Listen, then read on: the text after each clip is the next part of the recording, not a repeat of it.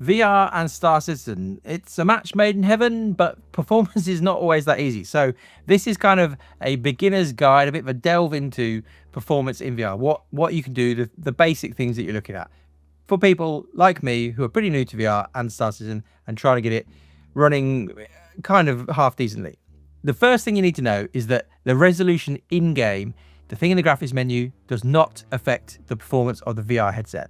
That is not going to affect the resolution that you're sending to each eye that you're playing with. So what you have to do is go in the software that you're using. You may be using Pimax's stuff. We looked at that, the Pimax headset, and you can see here you've got auto, low, medium, high, or you can customize, you can change the resolution within the software. Again, what you do in game doesn't do anything. You then can do the same in Steam VR. You can change the resolution per eye, up and down, reducing. This will obviously make it easier to run, but taking it right to the max will make it harder to run. And it's the same in virtual desktop, which is what we're going to be using for the testing today with the Quest 3. You can go into the virtual desktop settings and change between potato resolution, low, medium, high, ultra, and godlike. And you can see the resolutions there on the screen next to each of those. There are pros and cons to what you're doing here. We've got to look out for VRAM. We need to talk about upscaling. We need to talk about frame generation, all sorts of stuff. So let's get started. Okay, here we are in godlike settings on the Quest 3 virtual desktop settings. So there are reasons why for VR you would want to use more pixels oversampling than the display of the headset. So the display of the Quest isn't that high. I'll put it on the screen now. But there are reasons why you'd want to distortion. I'll link some explainers here, but in reality in Star Citizen this doesn't really work. In the hangar here we've got 13 FPS currently. Now what's happening here, you might be able to see if we come across here, you can see the dreaded VRAM demoted thing. We have run out of VRAM, and so this setting is not viable really in any way without any turning down of the settings. So if we go into the graphics menu, we still are actually in VR. If you look down here at the frame time thing, if I move the headset around, you can still that we are still in VR. We're still getting the same frame rate. We're still rendering everything. And so what we can start to do is mess around with the settings and see what happens. So we're at ultra. Let's drop it down to very high, and you can see that the memory usage goes down to 12 gigabytes. And so in theory we should, we're not now getting the VRAM demoted message, and so we're now running at about 12.5 gigabytes of VRAM for my 58, which is only got 16. So now we're not having VRAM problems. You can see the frame rate has recovered to about 28 FPS. The problem here is that the lower you drop the settings, as I've shown in a different video, the game starts to look pretty not great. But for VR purposes, there's probably going to be a trade-off somewhere. So dropping it down to low, we go from about 27 to about 31. So we've gained 4-ish frames. So the actual settings themselves aren't going to gain you loads in general. That's kind of what we found anyway when we looked at all the graphic settings. What you have to rely on here is upscaling. So as I run through the different upscaling settings, you'll see we start to see some improvements. So rather than running this at full resolution, we take it down to 66% and upscale. You can see we're up to 48 FPS. And then if we go to balanced, well, we're now at 54 FPS. And if we go to performance, we're now at 60 FPS. And obviously, like we saw, we're only just sitting around in the hangar. And again, you can kind of see it through the headset here. But if I move the headset around, we are in VR, but we're at about 60 FPS here. But we've dropped everything right down. This is a thing to work out. Is it better to have a higher resolution in the VR headset? So we're at the godlike settings. We're running at that resolution where we're oversampling. Or is it better to drop that right down and increase maybe some of the graphics settings? Oh, look, very exciting. We've got nearly 80 frames, but what have we had to do to get there? We've put this on potato quality in the virtual desktop software. So this is 1440 by 1536 per eye. Very low compared to what we were on before, the godlike setting. So this in theory is the best case scenario that you can get out of the Quest 3. Yes, we've got, like we say, really nice frame rate. But it's fair to say that we've really reduced the quality of what it looks like in VR. So if I put it on, hang on, and just put the headset on.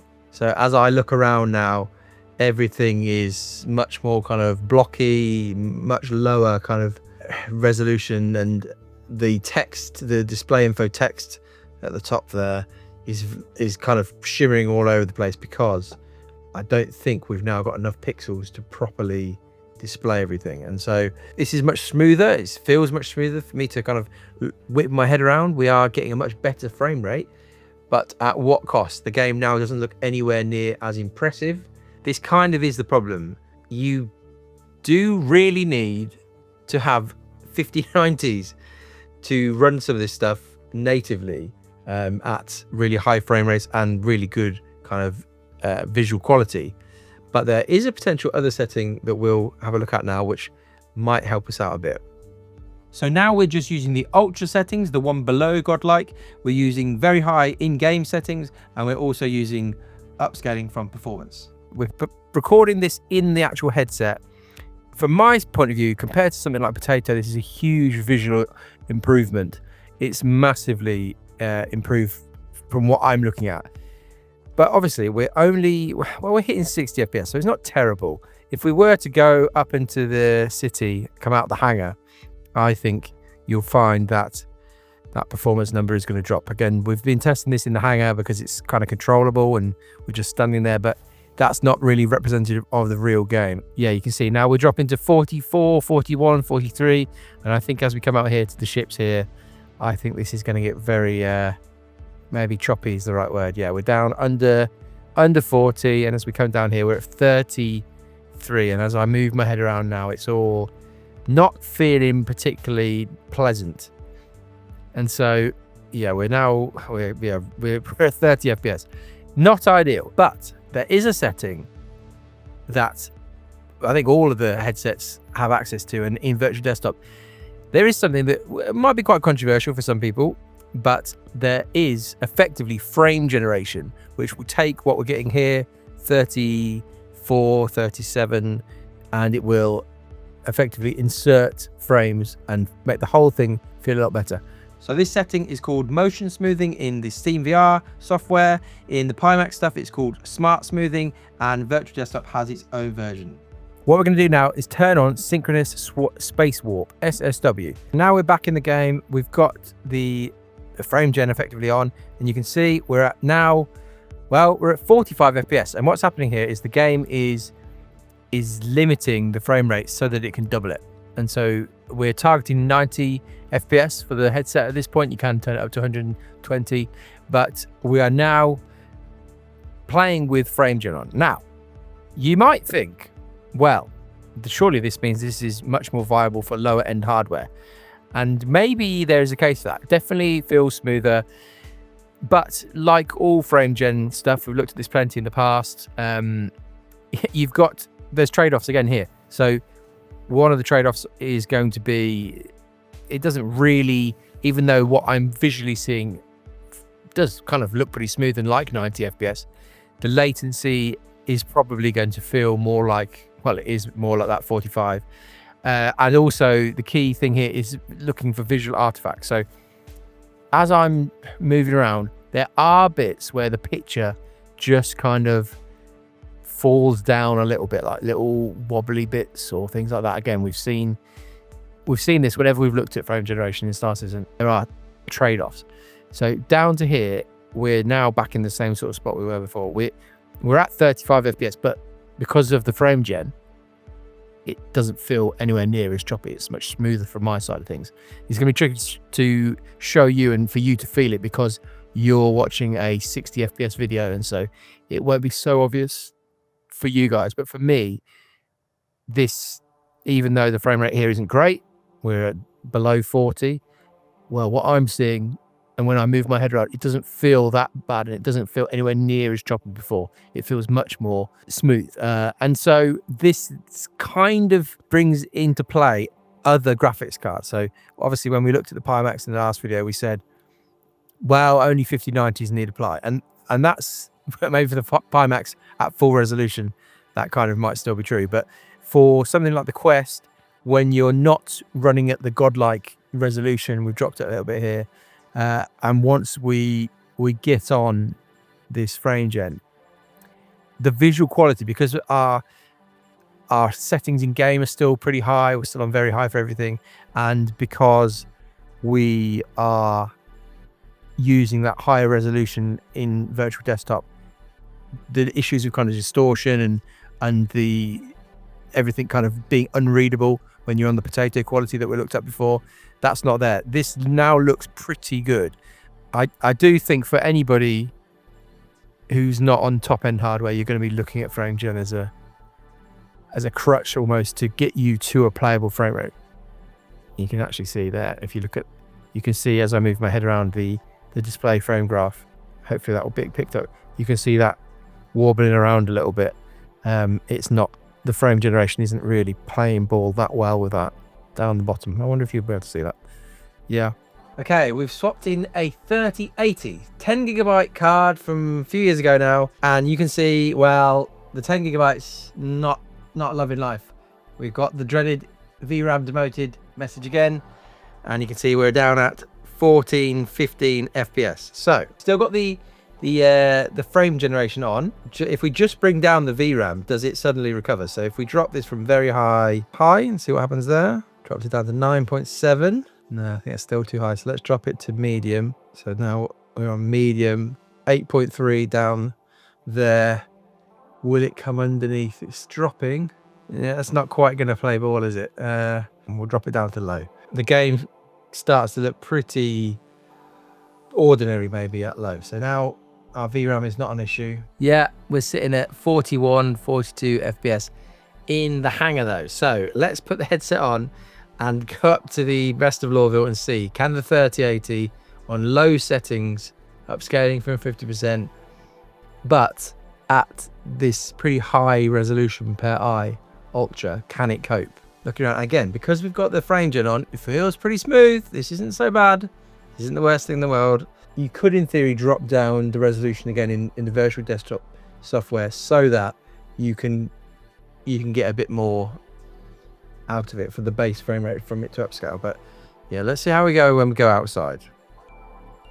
As we go down to this section here, this is the section which tends to be the most brutal. So as we come down here, we're at 28, 27. Again, because the frame gen's on, it doesn't feel too bad.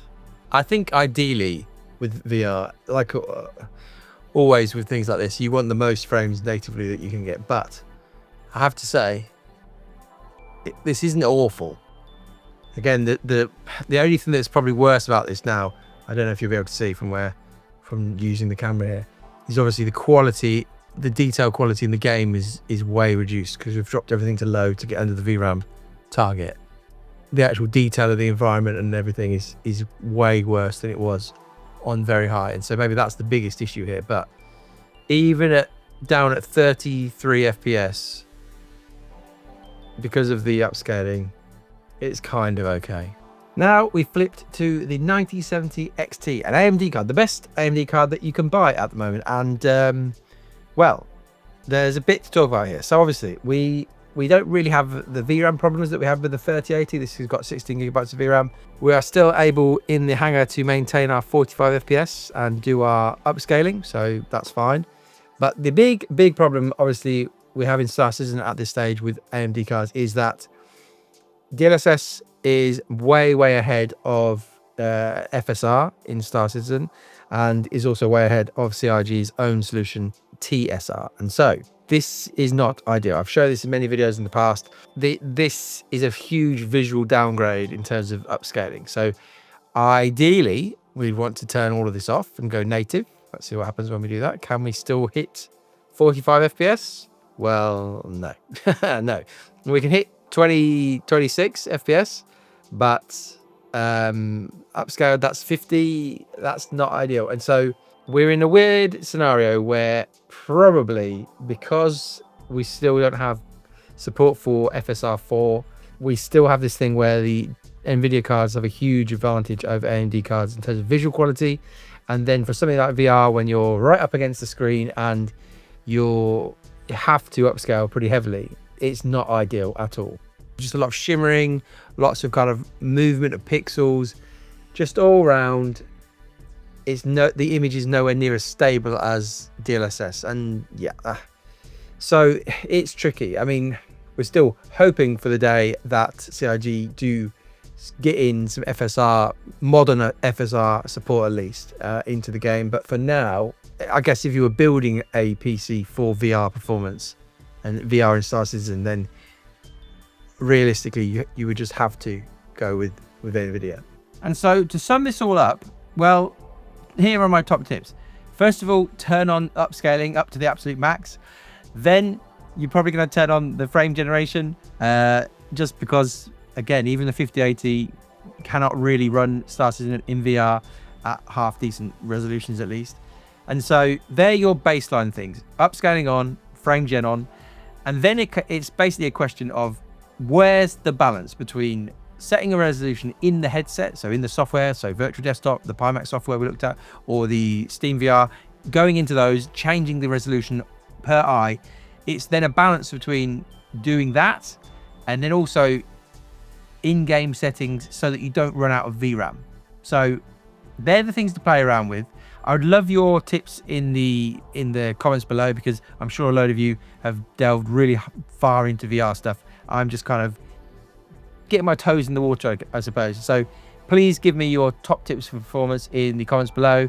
We've also got a Discord that people can help you out with performance stuff for Star Citizen as well, and we've got a VR room for that as well. So feel free to come and ask questions in there. But yes, there is a beginner's kind of exploration into Star Citizen VR performance.